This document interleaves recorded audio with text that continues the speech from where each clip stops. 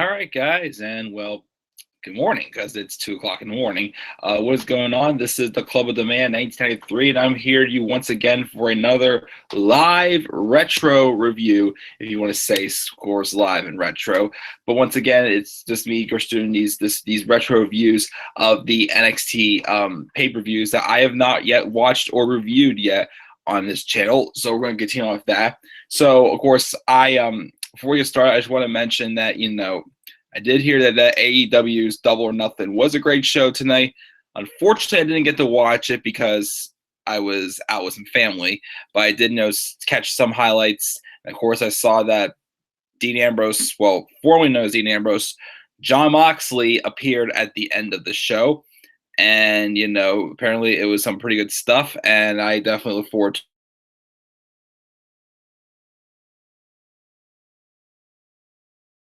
they started, their weekly TV show in October. So of course I didn't get to watch the show, but I heard it was a great show. So hats off to AEW for sure. But of course I did watch a show before I went to my Pirate game tonight, which was NXT TakeOver 2014. This is the second of my NXT retro review series. Again, I'm doing these live because they're not that far back in time. Plus two, it's just going to save me a lot of time, I feel, just by just doing these live. It feels like older shows, and I definitely wouldn't do like special intros and whatnot. But I'm just going to treat these as typical live streams with my NXT reviews series as well. Again, I'm doing all the NXT takeovers I have not both watched or reviewed on this channel. Which my calculations, that's from NXT Arrival till NXT TakeOver Brooklyn 3. Because again, the first NXT I reviewed on this show. On this channel was NXT TakeOver War Games 1. This is the second of this retro review series, and this NXT TakeOver 2014. That's all it was called, NXT TakeOver. But after this, all NXT pay-per-views called NXT TakeOver something else. Like I believe the one after this one is NXT TakeOver Fatal 4-Way. Which that'll be probably the next one, but it was just NXT TakeOver 2014, which took place May 29th, 2014 at Full Sail University. Again, all these pay-per-views took place at Full Sail University until we got to NXT TakeOver Brooklyn 1. Overall, I'm going to say it was definitely another solid, not solid, but definitely another great performance by the developmental brand. Gotta say the women stole this show, to me, in my opinion. We had three good matches. We had two matches that were what they were. I think my least favorite match, I gotta say, was the tag team match. We'll get to that, of course, when we get to that. But yeah, my favorite match of the show was definitely the women. Then I'd say maybe the number one contenders match, and then the main event, which was good. Not as good as the ladder match, I felt, but it was still, a good match for sure. But again, this show, I felt the women stole the show for sure. This, of course, is the night that Charlotte was definitely built as a serious new star and whatnot. And of course, the family versus family aspect being fresh at the time, I felt this made that match very special. But of course, we'll get to that in a few minutes. We got Tyler say what's up. Thank you for joining me live, Tyler. Let's talk about this show. So the first match of NXT TakeOver 2014 was Adam Rose taking on Camacho. Camacho on a pay-per-view show like this kind of hurt this match a little bit.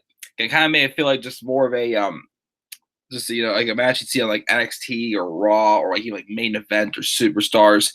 Wasn't a bad match. I mean, the crowd was really behind Adam Rose, and they guess they really did like his party gimmick, even though I never really was a big fan when he was up on the main roster. But he, of course, they started off with his little express thing, whatever it was called, the Party Express, the rosebuds all coming in from like outside in the garage into the arena. Of course, I was insultingly reminded though when seeing this that at one point Braun Strowman was a rosebud because I saw him in the rosebuds. I'm like, oh gosh, don't even remind me of this. But the match I had wasn't too long. It looked like a 6-minute match. It just felt it was what it was, just to get the crowd hot and put over Adam Rose. But I can't really say I was I can't really say it was one of my favorite matches in NXT. I gotta say. But Adam Rose won. That's probably this whole point of this match, is to give Adam Rose a victory. Camacho just didn't really do too much for me at all whatsoever. This is probably during the days he's on his last leg. Again, there were some stars, of course, as I said in the last review, some stars who weren't really getting as much time on the main roster, people who were, but were good picks to put over people like how Cesaro and Sami Zayn had their feud.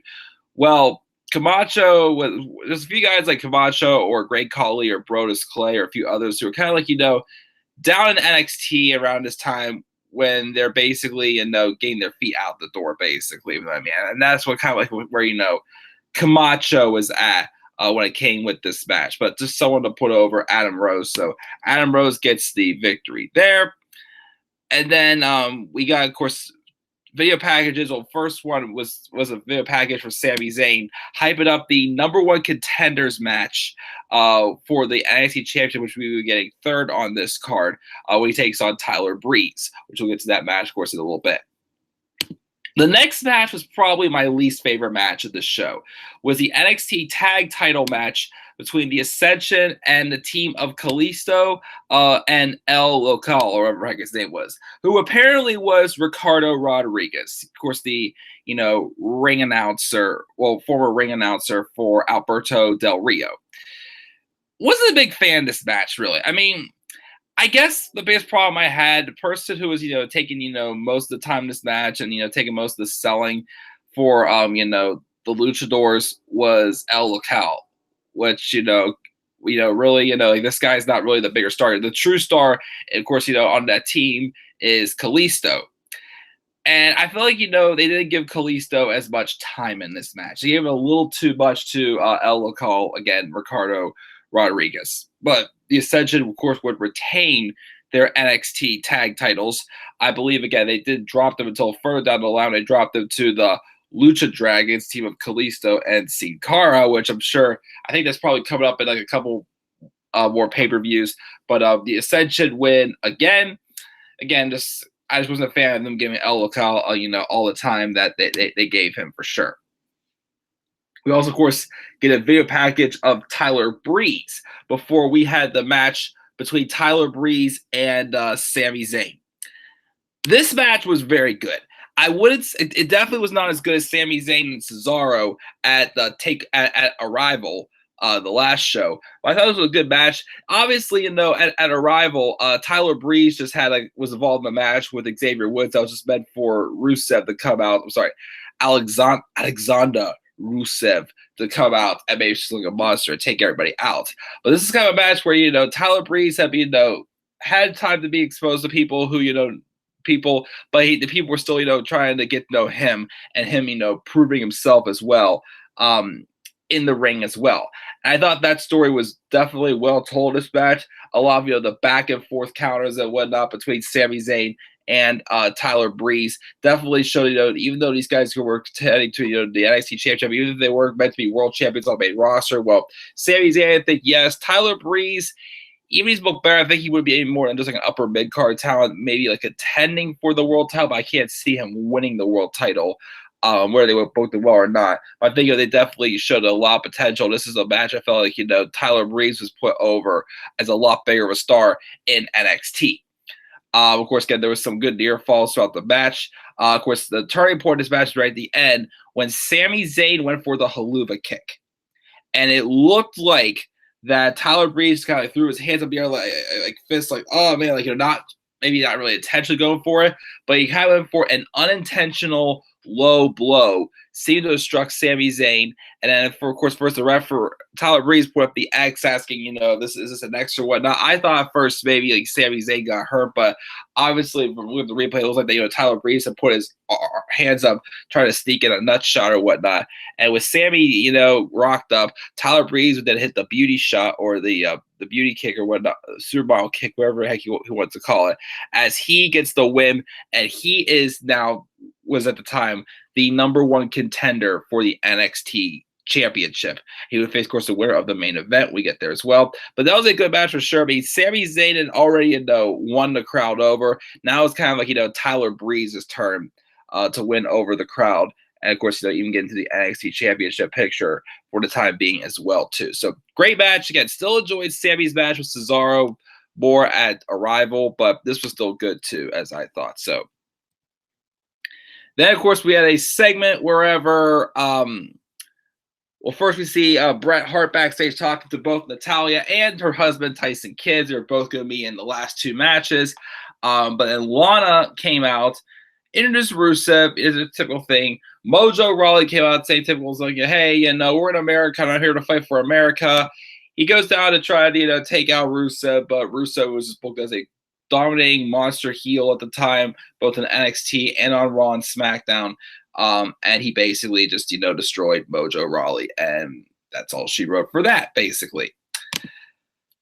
Next up, well, first, before we got to the next match, we have the Divas champion Paige, who, of course, was on NXT Arrival, and her great match she had with Emma to retain her NXT Women's Championship. Again, she was the first ever female women's champion in NXT. But she came out here with her Divas title because she's moved up to the main roster since the previous NXT pay-per-view. And she basically just, thanks the crowd for, everything, what she's done for them and whatnot. And just, because it talks about how the NXT Women's title is being a way to get to the WWE Divas title, which, of course, that will last about 2 more years because the women's title, of course, on the main roster was brought back, not the Divas title. And she just thanked the fans and thank you, goodbye, basically. So we had a match for the vacated NXT Women's Championship. And, of course, there had been a tournament, and it ended up, being between Charlotte with her father, Ric Flair, in her corner, taking on Natalya with Bret the Hitman Hart, her uncle, in her corner. You think about, the matches they had together, like when they feuded together in like 2016 and 2017 for the championships, how those weren't really that great. Look back and see, how fresh this storyline was, having 2 women from like 2 of the biggest families in wrestling come together and tell that story, bringing out, each of their families, arsenal in the matches and whatnot. And I thought, again, this match, Natalya, had always been a very well-respected veteran who could have won this match, but the right person to put over a future star in NXT for sure in Charlotte. This match was definitely Charlotte's to win and set the bar for her pretty high. Doing her moonsault in the match, just the back and forth action in general. Of course, doing the submissions. Of course, Charlotte went as far also as even using the sharpshooter on Natalya and trying to get her to tap out. But there's a lot of back and forth action. And of course, even when Charlotte went to put it on her figure 8 leg lock, it was not enough for Natalya to tap out to that. But again, I just thought that this match really had the emotion in there, had the family rivalry going back and forth and whatnot. And then in the end, Charlotte won after she hit natural selection on Natalya, but it was just a great performance, putting over Charlotte. That afterwards, of course, Ric Flair, of course, was there for his daughter, but of course, Natalya and Bret Hart, endorsed again. This is still a time where, NXT was, making a name for themselves as they were getting some more TV time with the WWE network, of course, existing. And of course, this time where, yes, you got to tell some stories here with, the face and heel concept, but you also got to at least at some points, put over these talents and just prove how good they are. And that's why, of course, NXT continues to have some face-on-face matches because, they had those moments where they definitely put both of them over, making them both feel like they came out winners in the long run. And that's what I felt at this match, of course, again with them, Bret Hart, Natalya, showing respect to, Ric Flair and Charlotte for, what Charlotte accomplished for sure. And yeah, definitely great. Tyler said, will you do the Survivor Series reviews? I'm not too sure if I really want to do any Survivor Series reviews. I don't know why. Survivor Series has not always been like that, exciting to me, in my opinion, especially when it's just always Raw versus SmackDown. So maybe not. I don't know. We'll see. How was the game? Well, we had a rain delay and the Pirates lost 7-2. So that sucked. But still have my family, and we all want Triple H in charge for sure, especially after our AEW kick butt tonight, apparently. But then, of course, we got a hype video for Neville and Tyson Kidd, as that was the main event for the NXT Championship. Adrian Neville taking on Tyson Kidd. Now, of course, Neville just won the title around this time. Apparently, reports are saying that his mic front skills were still kind of in question. And Tyson Kidd, you know, had been spending time on the main roster for quite some time here and there. But of course, you know, a knee injury kind of, you know, has set him back. And of course, he never really was utilized that well on the main roster. Anyways, that although even this match shows too, I've always thought of him to definitely be, you know, a great Intercontinental champion or like a great mid-card champion at least. But of course, his career ended in 2015 when he severely injured his neck on a muscle buster from Samoa Joe. But this match, again, the simple story behind this match was, you know, Tyson Kidd, Neville, very similar in the ring together.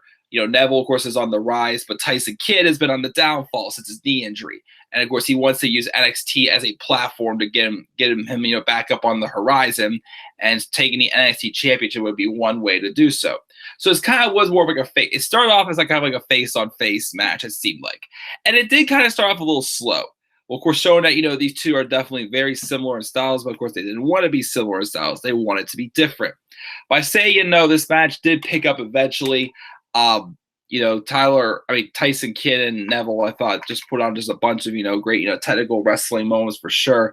Of course, I like the spot, you know, where, you know, Tyson Kidd, you know, followed up Neville trying to do a springboard off the ropes and hit him with, like, you know, a back, you know, breaker or something like that. Kind of like a reversed, like a looking like, you know, we do with a choke slam, except he didn't use a choke slam on him. He just, you know, just grabbed him from the back and just like slammed him down onto the ground.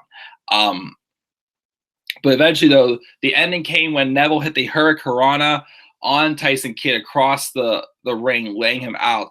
And then Neville hit the red arrow on Tyson Kidd to retain the NXT championship. Afterwards, it also solidified that Tyson Kidd was more so the heel, as Neville tried showing a sign of respect, but Tyson Kidd just, you know, just shoulder bumped him and walked out, obviously frustrated that, you know, he wanted to take NXT and make it, you know, like a platform for him to get back on top of where he was before he got his knee injury, but of course did not work as he lost the match. Still a great match, kind of like the ladder match main event a little more than this. This was still, you know, a solid match, but I still thought, again, the women with Charlotte and Natalya stole this show for sure. And that is my thoughts on NXT TakeOver 2014.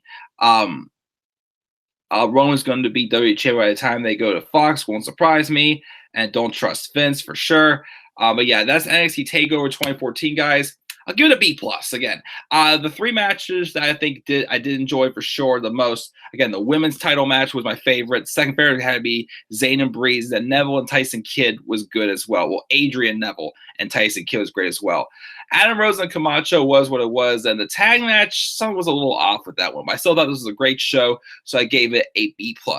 B+ for NXT TakeOver 2014. Next NXT Retro review I have to do, what I'll be doing next, is NXT TakeOver Fatal 4-Way, which will be the third review in this retro review series. But again, you know, I'm just going to pile these on top of the other NXT reviews I've done. Again, I'll be reviewing all NXT takeovers up till NXT TakeOver Brooklyn 3, because that's the latest NXT takeover that I did not review. But guys, that is NXT TakeOver 2014. A review. What are your thoughts on it? Leave your thoughts down in the comment section below. And be sure as always to slap a like on my video, subscribe or comment on my channel. Follow me on Twitter, Demand Everybody 3. Check my WrestleMania Experience documentary found in the description box down below. And until then, guys, I will see you guys all later. Have a great night and peace out, everybody.